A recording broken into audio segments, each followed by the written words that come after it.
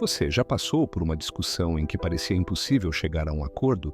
Com amigos, parceiros, filhos ou no trabalho, situações assim podem surgir a qualquer momento.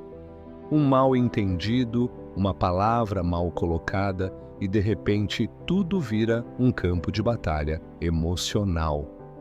Seja muito bem-vindo ao canal O Caminhante. Nessas horas, parece que a raiva ergue um muro entre as pessoas, tornando o diálogo quase impossível.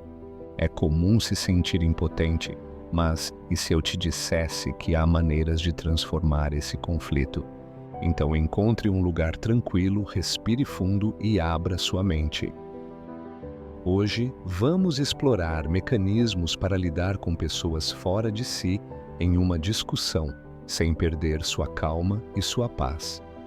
É muito comum em relacionamentos familiares onde os ciúmes, as questões financeiras ou a criação dos filhos acabam sendo os gatilhos de brigas intermináveis. Com o tempo, essas discussões começam a minar a relação, criando um ciclo de desconfiança e ressentimento. O problema é que muitas vezes as pessoas não têm paciência ou disposição para escutar o outro, o que só piora a situação. Elas ficam presas na própria raiva, fazendo com que a comunicação se perca. Mas e se o segredo para quebrar esse ciclo estiver justamente em mudar a maneira como reagimos diante desses momentos intensos? Quando estamos irritados, nosso cérebro ativa a amígdala, a região responsável pelas emoções intensas, como raiva e medo. É o famoso modo de ataque ou fuga. Nesse estado, nossa capacidade de pensar racionalmente é comprometida, e o instinto de defender-se ou atacar toma o controle. Agora, imagine duas pessoas nesse estado. Uma tenta falar, a outra rebate. É como jogar gasolina no fogo. O ciclo de reatividade se intensifica e a comunicação fica impossível. Mas a chave para desescalar está em romper esse ciclo, reconectando com a parte racional e empática da mente. Quando alguém está irritado, as palavras são apenas a ponta do iceberg. Por trás delas, existem sentimentos intensos tentando se expressar, mesmo que de forma desajeitada. Nesse momento, sua missão não é reagir diretamente ao que foi dito, mas enxergar o que está por trás: medo, frustração, tristeza. Ao fazer isso, você desarma a situação e dá espaço para uma comunicação mais produtiva.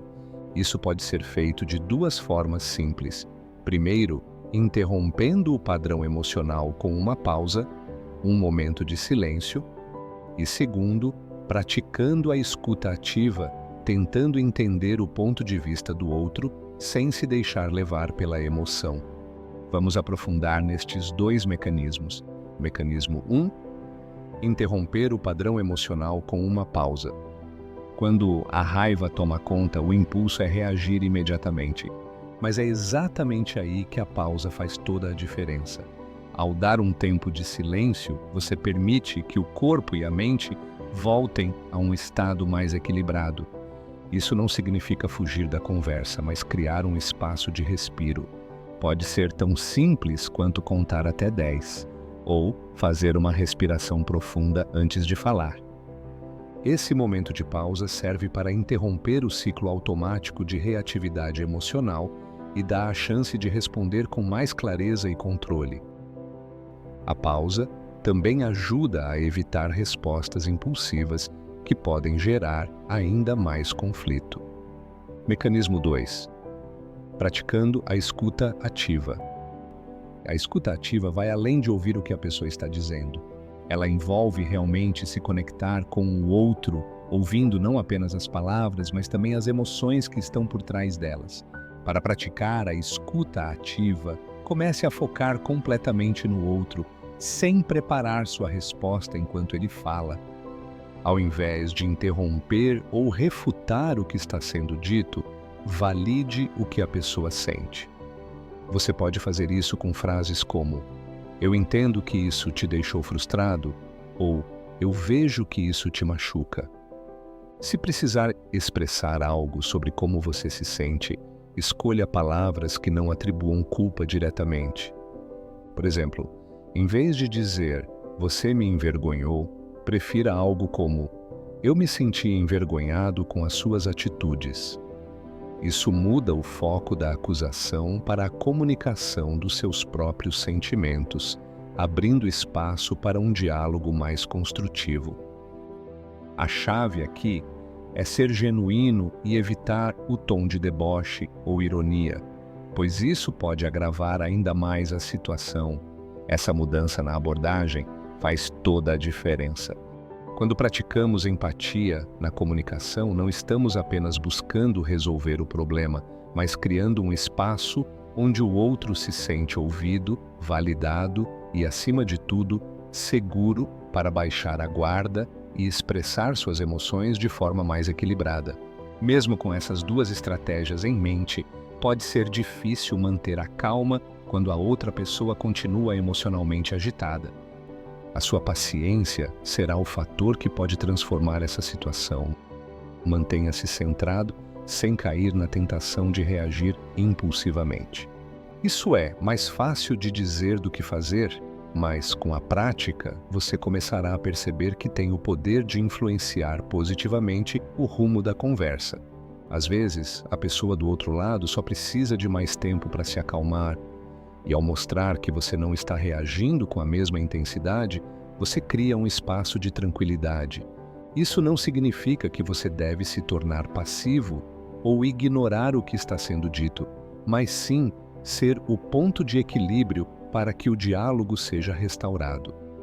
A falta de diálogo é a raiz da maioria dos problemas. Embora essas estratégias sejam eficazes para desescalar uma situação no calor do momento, elas nos ensinam algo ainda mais importante. A comunicação não deve ser apenas uma reação a conflitos, mas um instrumento preventivo. Um diálogo aberto, consistente e genuíno é o alicerce de qualquer relação saudável. Construir um ambiente de confiança e respeito mútuo é essencial para evitar que pequenas tensões se transformem em explosões emocionais. Isso não significa que todas as conversas serão fáceis ou isentas de desconfortos, mas quando praticamos a escuta ativa e exercemos paciência, criamos uma base sólida para resolver conflitos antes que eles saiam do controle. Não haja como um espelho das emoções da outra pessoa. Muitas vezes, as discussões surgem porque as emoções reprimidas não foram tratadas de forma adequada. Então, a chave não está apenas em como lidamos com os conflitos quando eles acontecem, mas em como nutrimos nossas relações no dia a dia. Praticando essas técnicas de forma consistente, você não apenas verá uma mudança no desenrolar das discussões, mas também perceberá que ganhar a discussão não é sobre ter a última palavra ou estar certo, e sim sobre restaurar o equilíbrio, fortalecer o respeito mútuo e melhorar a relação como um todo. Lembre-se, a sua reação sempre diz mais sobre você do que sobre a outra pessoa. Trabalhe o seu controle emocional e cultive a cada dia mais consciência sobre si mesmo.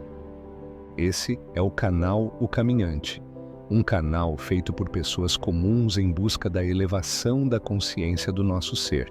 Se você gostou do vídeo, não se esqueça de curtir e deixar seu comentário. Essa é a nossa moeda de troca. Nos vemos no próximo vídeo.